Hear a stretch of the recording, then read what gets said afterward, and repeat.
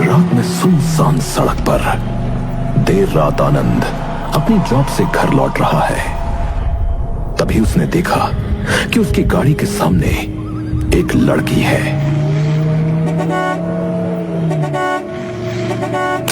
अरे यार, ये हट क्यों नहीं रही? आनंद ने ब्रेक्स लगाए क्योंकि वो लड़की गाड़ी के बिल्कुल सामने आ गई। लड़की गाड़ी के सामने खड़ी थी। अंधेरा हो रहा है, पर गाड़ी की हेडलाइट्स की वजह से आनंद उसे देख पा रहा है।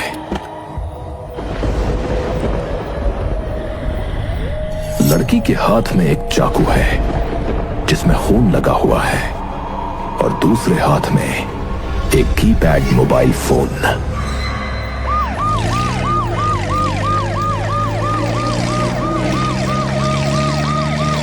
पुलिस मौका वारदात पर पहुंचती है।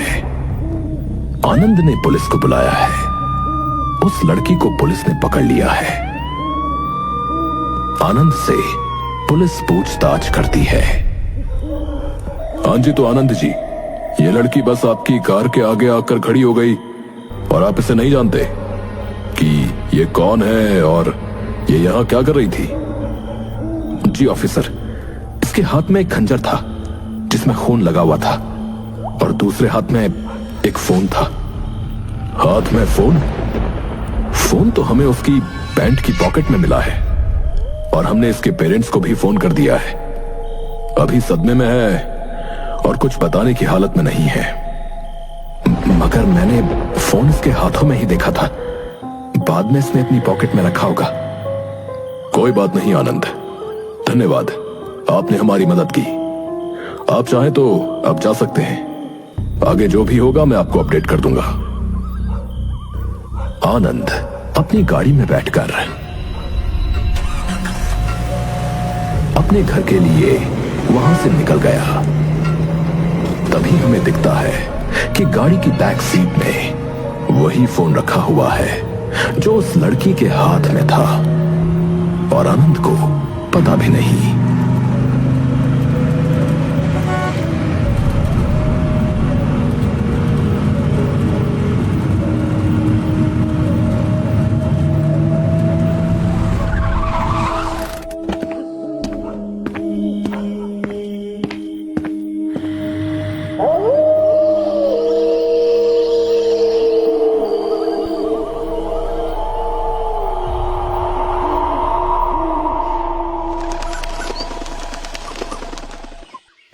आनंद सुबह अपनी गाड़ी में से कुछ सामान निकालता है।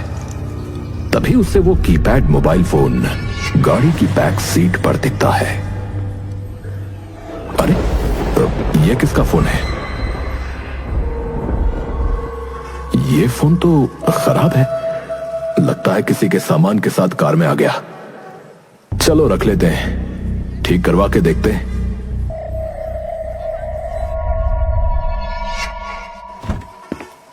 आनंद फोन को अपने घर के अंदर ले जाता है और एक टेबल पर रख देता है। आनंद के वहां से जाते ही फोन ऑन हो जाता है।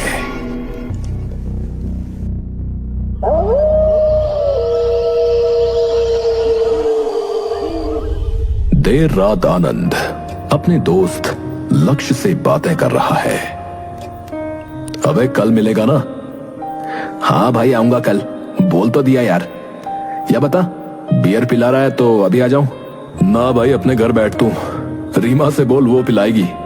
अबे रीमा तो कीमा भी नहीं खिलाती। आनंद और लक्ष्य जोर जोर से हंसने लग जाते हैं। तभी आनंद को एक फोन की रिंग सुनाई देती है जो उसके बाथरूम से आ रही है।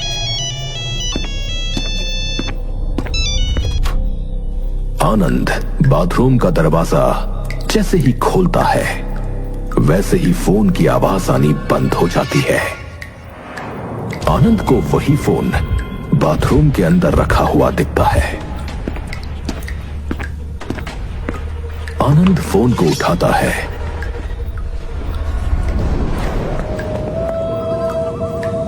आनंद पीछे घूमकर देखता है पर वहां कोई नहीं होता।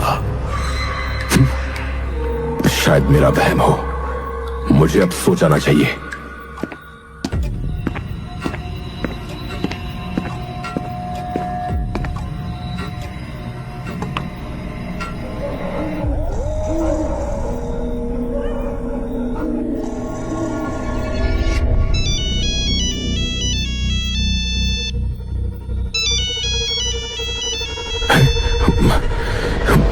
ये फोन तो खराब था। ये ऑन कैसे हो सकता है?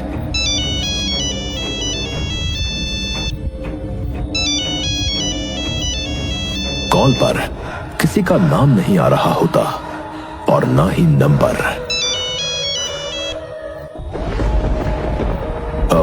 Hello hello hello. दूसरी तरफ से कोई आवाज नहीं आती, इसलिए आनंद फोन को बंद करके टेबल पर रख देता है और सो जाता है।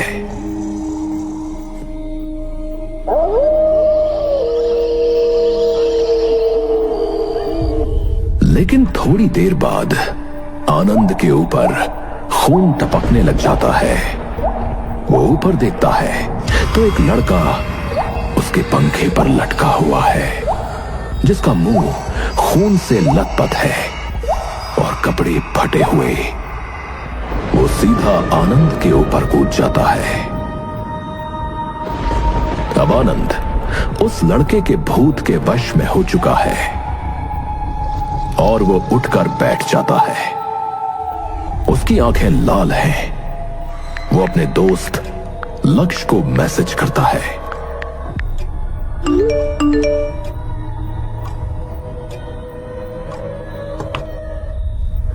घर पर आजा, बियर पीते हैं। घर पर मैं अकेला हूं। ठीक है बेटा, आ रहा हूं। वैसे भी तो कभी इतनी आसानी से पिलाता भी नहीं है। लक्ष्य आनंद के घर चला जाता है।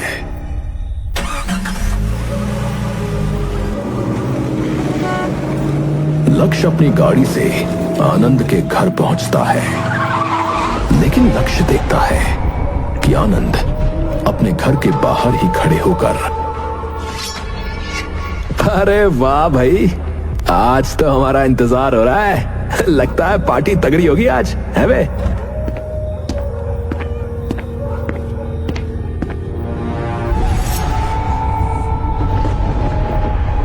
आनंद लक्ष्य के ऊपर उछलकर अटैक करता है।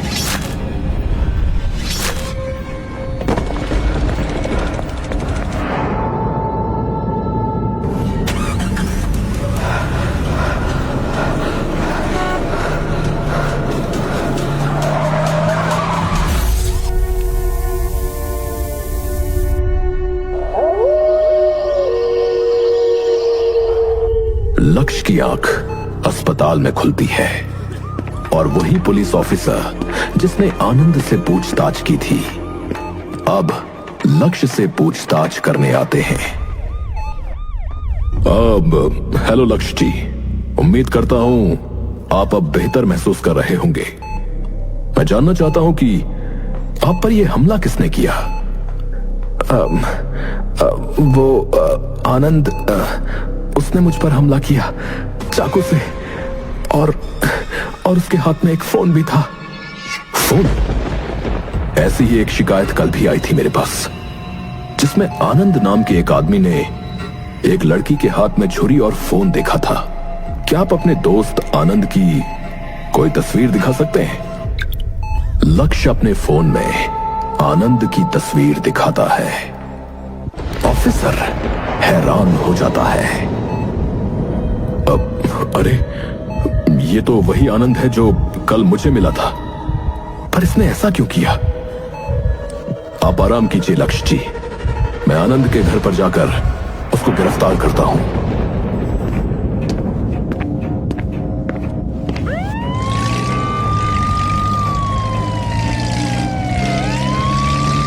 पुलिस ऑफिसर शहर में एक जगह पर पहुंचता है जहां जंगल में एक गाड़ी मिली है।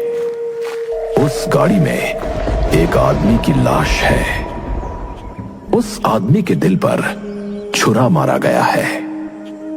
ऑफिसर के जहन में एक एक लड़की आती है जो इस आदमी को छुरा मार रही है। सर, किसी ने छुरी मारकर इसकी हत्या करी है। हाँ, पर शायद मैं इसके कातिल को जानता हूं। कैसे सर? बाद में बताता हूं, अभी गाड़ी निकालो।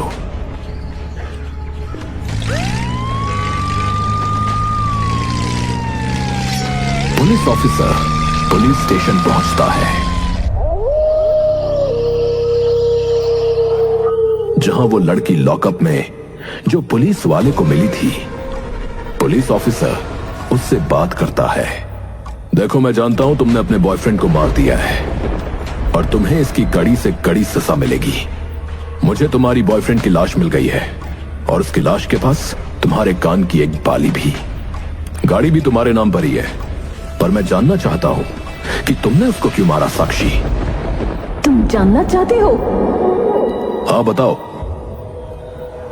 साक्षी पागलों की तरह हंसने लगती है। स्टेशन की लाइट्स जलने बुझने लगती है, हवाएं जोर से चलने लगती हैं, सब मरेंगे। स्टेशन के दरवाजे अपने आप बंद होने लगते हैं।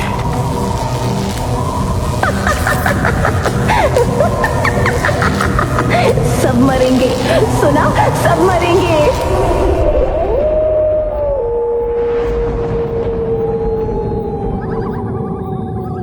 शरीफ इंसान था मैं, बस एक फोन था मेरे पास।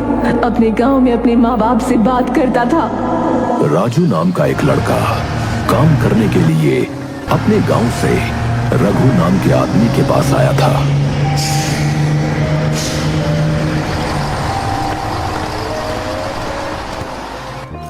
आप रघु हैं क्या? आपसे नौकरी की बात हुई थी। रघु राजू नाम के लड़के को काम पर रख लेता है। रघु राजू से अपने ढाबे का सारा काम करवाता है।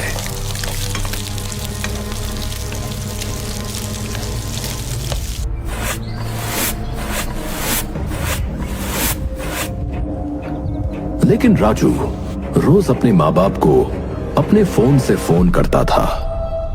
यह देखकर रघु को गुस्सा आता था। ओए, तू काम के वक्त फोन पर लगा रहता है, काम पर ध्यान दे ले, वरना तनख्वाह नहीं दूंगा। रघु भैया, कभी कभी रात में बात नहीं हो पाती, इसलिए पापा दोपहर में फोन कर लेते हैं।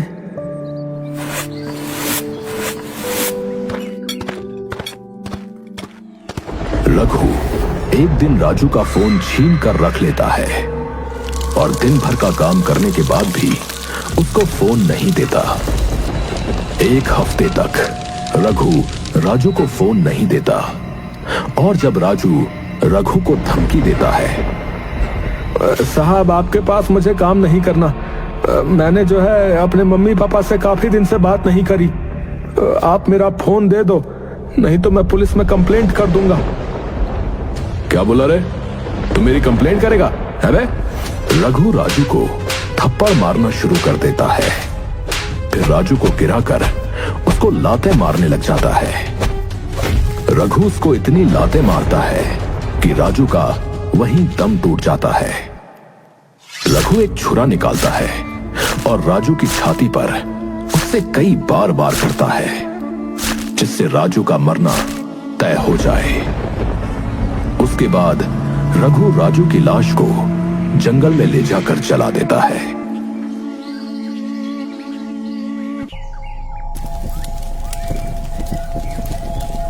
लेकिन उसका फोन अपने पास रख लेता है। रघु राजू की लाश जलाने के बाद अपनी कार में आकर बैठता है, पर तभी उसे राजू के उसी फोन पर एक कॉल आती है।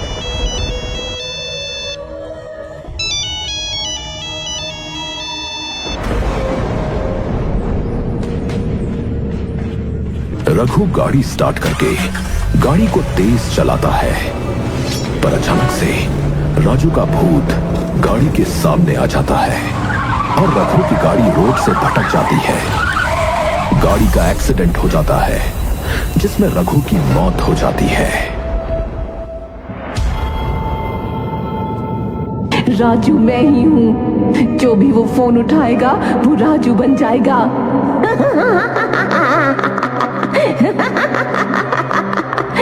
तू भी मरेगा, वो आ रहा है।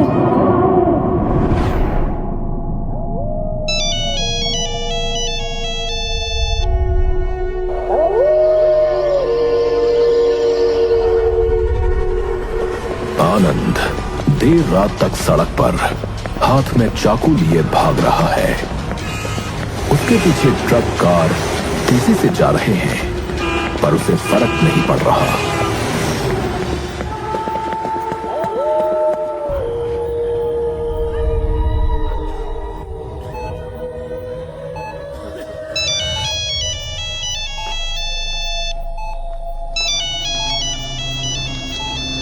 लक्ष्य देखता है कि ये वही फोन है जो आनंद ने पकड़ रखा था।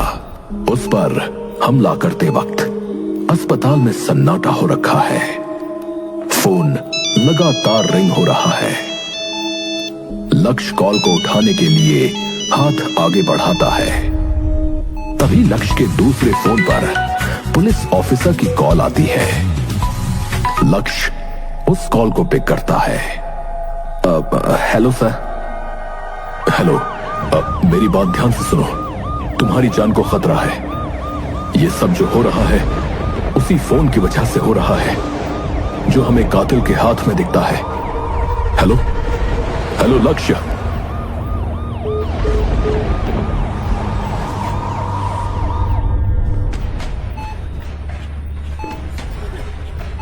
आनंद अस्पताल के अंदर आ जाता है। उसके हाथों में एक छुरी है। वो पागलों की तरह लक्ष्य को ढूंढ रहा है। अस्पताल में रात में कोई नहीं है। अस्पताल में सन्नाटा है। तभी एक खिड़की में आनंद को लक्ष्य लंगड़ाता हुआ ग्राउंड की तरफ भागता हुआ दिख रहा है। आनंद की आंखें गुस्से से लाल हो जाती हैं। साक्षी कांस्टेबल को 2 मिनट के लिए उसको बाहर निकालने के लिए बोलती है। ए भैया, बाहर वाले बाथरूम में जाने दो। ये बाथरूम साफ नहीं है। अंदर वाला तुम्हारा साहब मुझे बोल के गया था। अरे यार, सोने भी नहीं देते। रात में कांस्टेबल दरवाजा खोलकर साक्षी को बाहर निकालता है। तभी साक्षी की आंखें लाल हो जाती हैं। कांस्टेबल के सर से खून निकलने लग जाता है। साक्षी वहां से एक गाड़ी की चाबी उठाती है।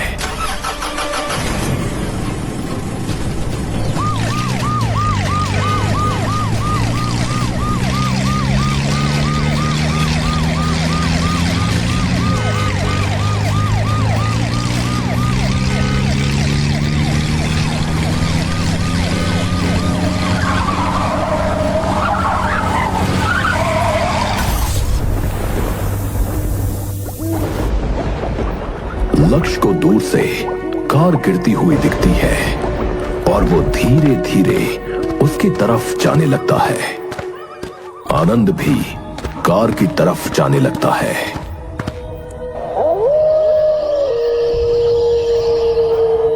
ऑफिसर रेंगता हुआ कार से बाहर निकलता है। वो खड़ा होकर थोड़ी दूर चलता है।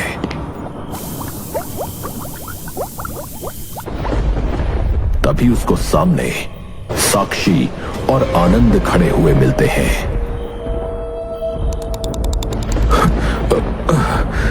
देखो देखो, होश में आओ।